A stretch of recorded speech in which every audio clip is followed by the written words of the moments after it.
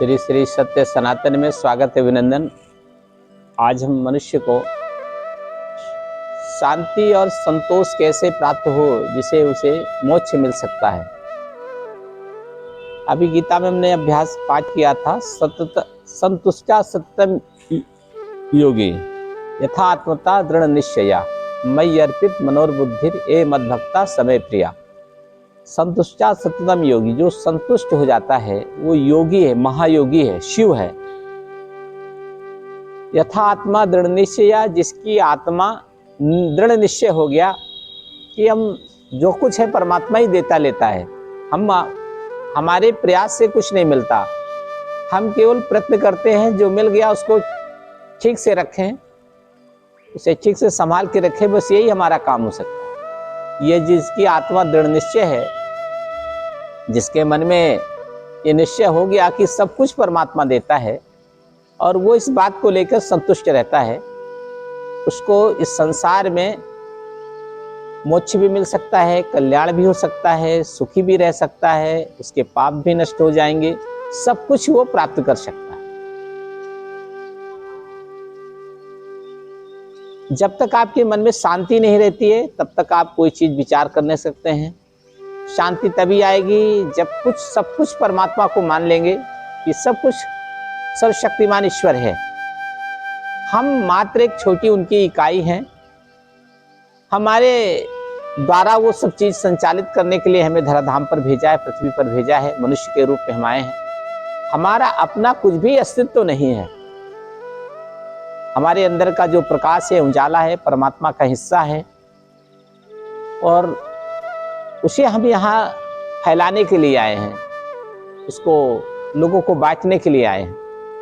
यह भाव अगर हृदय में है तो संपूर्ण जीवन भर मनुष्य संतुष्ट भी रहता है और उसके मन में शांति रहती है। बिना शांति के कल्याण नहीं हो सकता, बिना शांति के मोक्ष नहीं मिलेगा, बिना शांति के यश नहीं मिलेगा, कीर्ति नहीं मिलेगा, नाम नहीं मिलेगा, कुछ भी नहीं मिलेगा।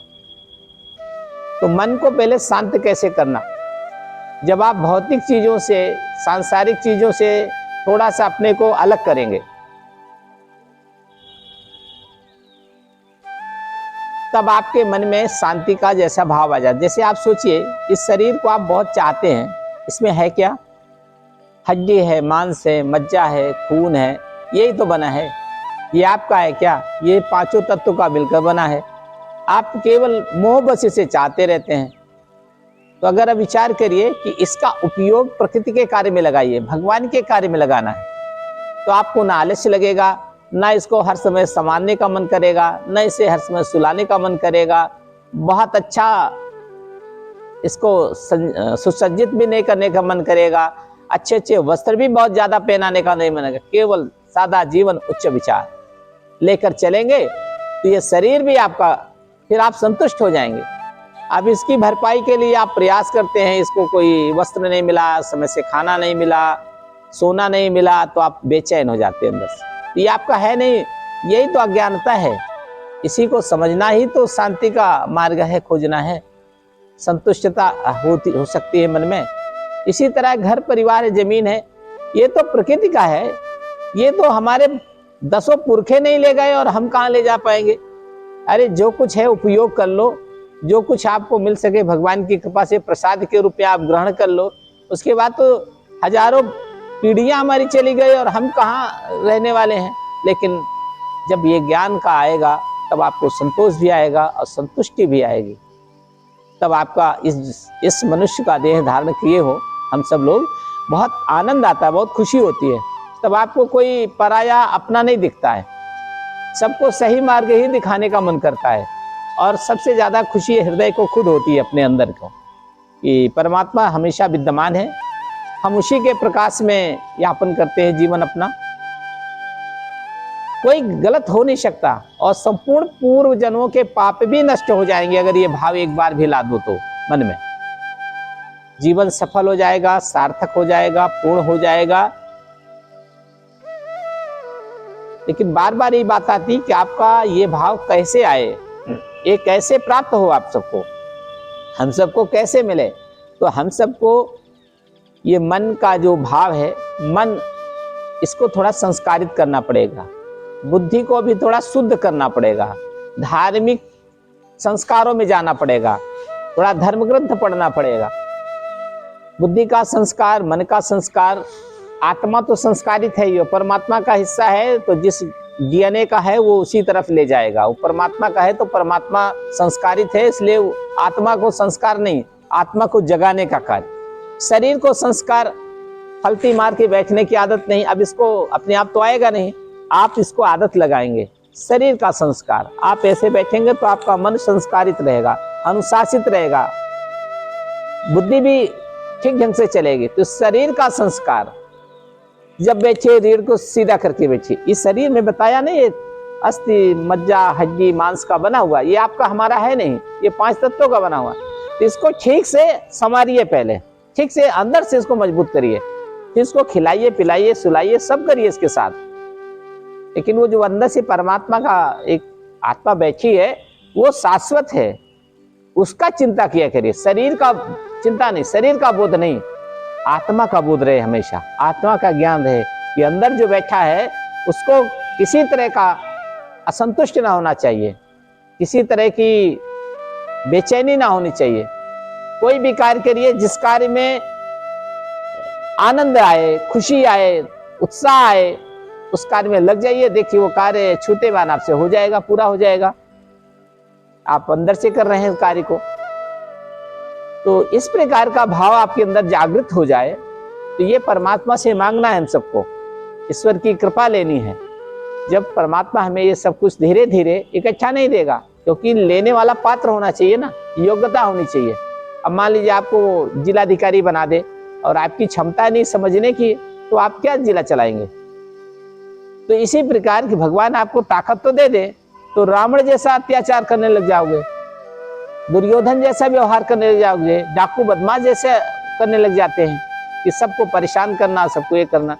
तो भगवान को देने वाला, देने के लिए पात्र व्यक्ति चाहिए। तो पात्र वही हो सकता है जो सब शक्तियों को अंदर रख सके और शक्तियों का कभी दुरुपयोग न करे। जैसे राम के अंदर थी अजय शक्ति, वो शक्ति किसी कोई जीत नहीं सकता। हनुमान जी में थी अजय शक्ति, शिवाजी में अजय शक्ति थी, कृष्ण में अजय शक्ति थी, बुद्ध में अजय शक्ति थी। ये शक्तियां जब हमारे अंदर आती हैं, भगवान की कृपा से आती हैं, तो इसे कोई हरा नहीं सकता, कोई पराजित नहीं कर सकता। ये अजर और अमर रहती हैं, ये कभी नष्ट नहीं हो सकती। तो लेकिन ये शक्तियां पा करके आप अत्याचार नहीं कर सकते। भगवान राम के पास कितनी शक्ति, स्वयं अवतार थे, लेकिन रावण को किस प्रकार समझाते थे, किस प्रकार कठिनाइयां उठाते थे, किस प्रकार समुद्र से प्रार्थना किया, किस प्रकार केवट से बात किया। एक कृपा से समुद्र सूख जाता, नदी सूख जाती, गंगा जी सूख जाती, सब सारा माँ कैकेयी के विचार बदल जाते। ऐसा क्यों नहीं किया? वो शक्ति तो अंदर रखी थी उन्होंने, लेकिन उसका कभी दुरुपयोग नहीं किया। तो आज भी आदमी के अंदर थोड़ा ज्ञान आ जाए, बुद्धि आए, तो कैसा लोगों को फंसाने का काम करते हैं। तो भगवान उससे खुशी नहीं हो सकता। उससे खुशी होने के लिए आपको उसका शक्ति का दुरुपयोग नहीं करना। आपके अंदर ताकत तो दे दिया, अब जिसको देखो गाली दे देते हो, जिसको देखो डांट देते हो, मार देते हो। तो भगवान इसलिए बल नहीं देता है, बल देता है साधु सज्जनों को, जो दुष्ट लोग हैं उनसे रक्षा करने के लिए। दुष्टों से अगर लड़ सको तो उनसे लड़ो, आम आदमी से, सामान्य आदमी से नहीं लड़ना। तो परमात्मा का आशीर्वाद प्राप्त करने के लिए योग्यता चाहिए।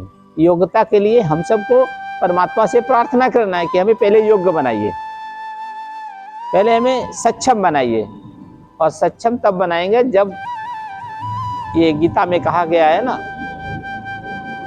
जब आप बिल्कुल,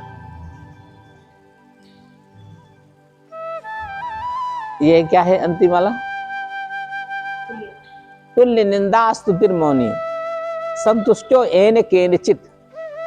जब आप तुल्य निंदा स्तुतिर्मौनी, तुल्य मतलब तौलना, निंदा और प्रशंसा, कोई बुराई करे कोई भलाई करे, आपको उससे कुछ भी लेना देना नहीं, दोनों बातों से। संतुष्टो येन केनचित्, आप सब प्रकार से संतुष्ट हैं, इन बातों से ऊपर उठे हुए हैं।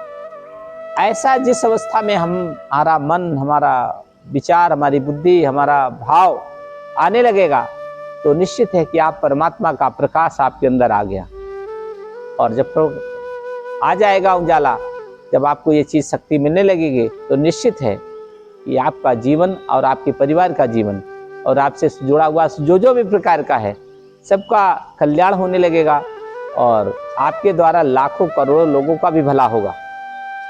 और आपसे किसी प्रकार का पूर्व जन्मों का कभी कोई जो पाप और जो कुछ ऐसा हुआ है जिसके कारण आज कष्ट हमें सब मिल रहा है, किसी को क्या बीमारी, किसी को क्या हो रहा है, आज की बीमारी आज के कारण हो रहा है क्या, ये पहले का संचित है, उसको आपको रिवर्स किया जाता है। तो ये आने वाले समय में अगला जो जन्म हमें सबको मिले, तो वहां पर ये सारा हिसाब ना रहे, यही का यही खत्म हो जाए, अकाउंट कैंसिल खत्म हो जाए। ऐसा हृदय में विचार लेकर परमात्मा से हम प्रार्थना करें, हे परमात्मा मेरे जीवन को सफल और पूर्ण बनाएं, सत्यम शिवम सुंदरम बने और सदैव प्रसन्नता हृदय में विद्यमान रहे, और तभी हमें संतोष और मन में शांति आएगी, तभी अपने जीवन को सफल और सार्थक बना सकते हैं। बस जय हो।